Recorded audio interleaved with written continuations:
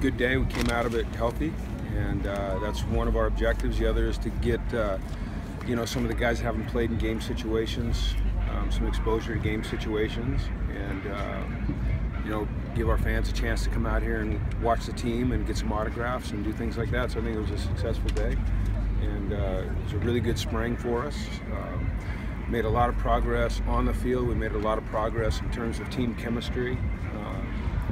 So I'm excited. You know, the next 3 months are going to be really important for these guys. They jump right back into it Monday morning at 5:30 a.m. with you know, the rest of their spring conditioning, and then you know, we're going to depend on them to get out on the field on their own and have player run practices and continue to make progress. So overall, very pleased with the spring and pleased with the day, and fun to see some of those guys, you know, Austin Burton and Jalen and Darnay, and unfortunately Jimmy didn't play. You know, he had the concussion, but fun to see those guys out on the field doing some things. So, and Matt Lynch getting a chance, and Devon Monster. So thought Eldridge, he dropped that first pass. After that, he had 6 catches. He looked good. So, but it's hard to tell in a day like this, you know, who's good and not. You know, what's working and what's not. You know, we're keeping it so simple offensively and so simple defensively, and we're huddling up all the time, and, you know, not indicative of what we're going to be when we open the season. This game's on TV. You obviously don't want to give your opponent, Texas A&M, a chance to study it too much. So it was a good day. What did you think of Josh? I thought he was fine. You know, thought he was fine.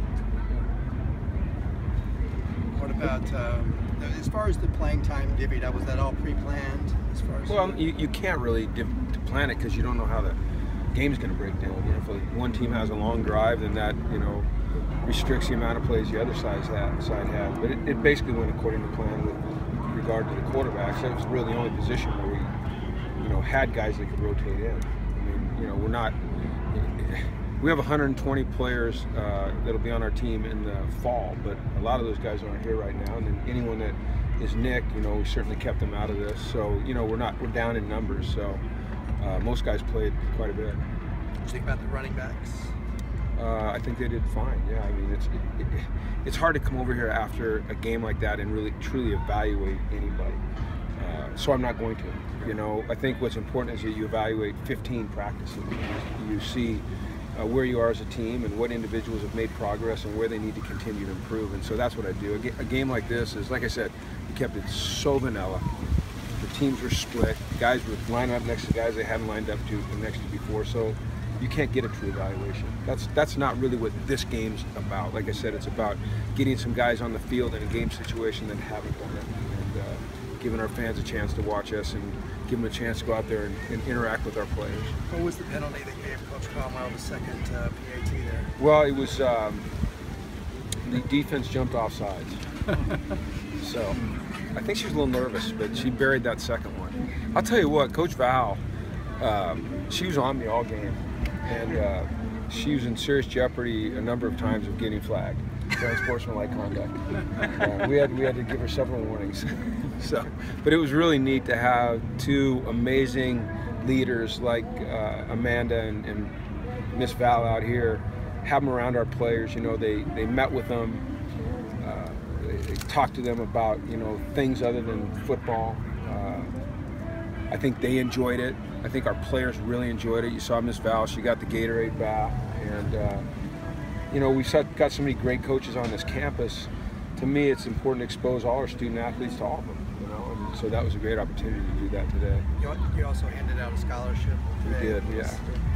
Thinking there. Well, that was very meaningful. I mean, Gio has, you know, worked himself into a position here on our team where he's very valuable.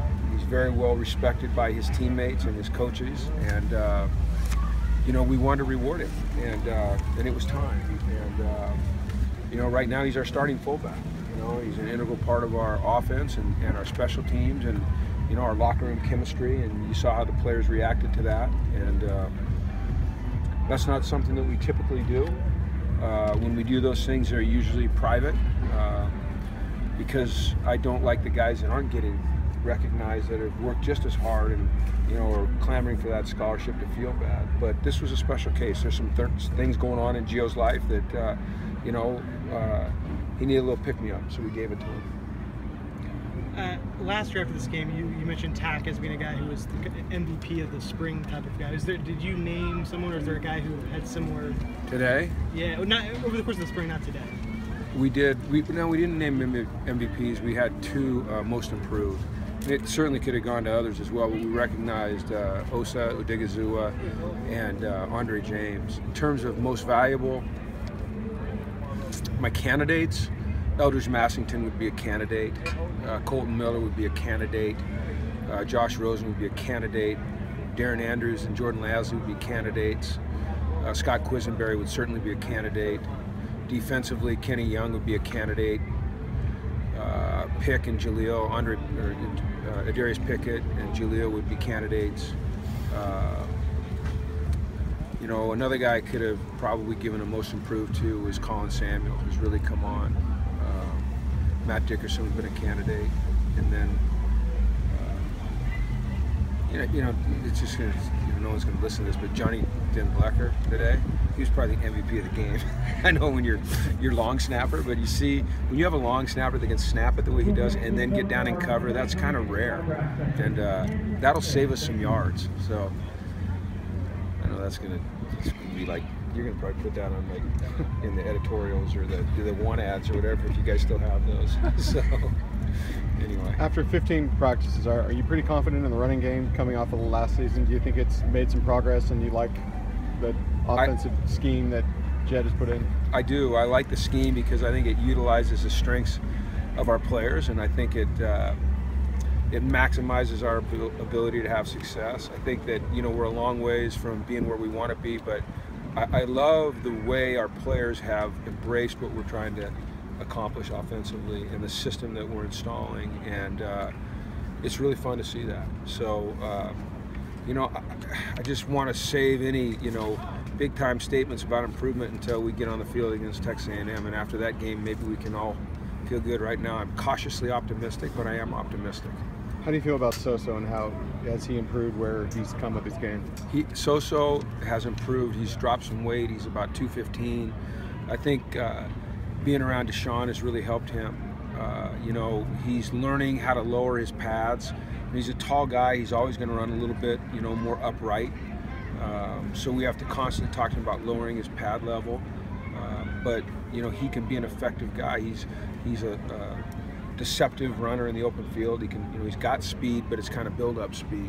But I think, you know, when you look at the combination of Soso and Bolu and Brandon and Nate Starks and Jalen Starks, you know, that's five pretty darn good backs, you know, all capable of playing in the Pac-12 and being successful. So I think we've got a good group, and then Jalen plays, you know, some fullback as well.